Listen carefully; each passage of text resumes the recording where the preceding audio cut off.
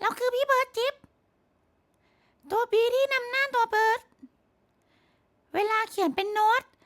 จะอยู่ในเส้นที่3ของบรรทัด5เส้นแบบนี้นะจ๊บการดีดโน้ตตัวบีให้ดีดไปที่สาย2เปล่าน้องๆไม่ต้องใช้มือซ้ายกดอะไรเลยก็จะได้โน้ตเสียงบีแบบนี้ครับเรามาลองทำพร้อมกันนะครับ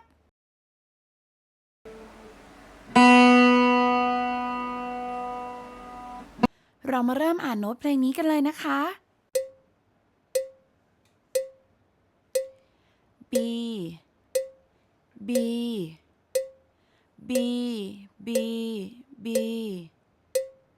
B B B B B B เรามาเริ่มเล่นกีตาร์เพลงนี้กันแบบช้าๆดูนะคะ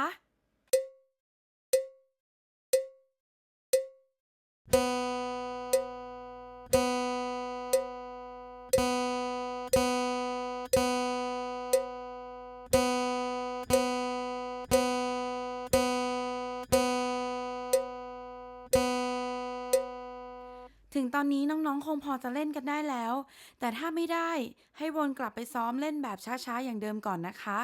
สำหรับใครที่ได้แล้วมาเริ่มเล่นกันในแบบเร็วขึ้นนิดนึงนะคะ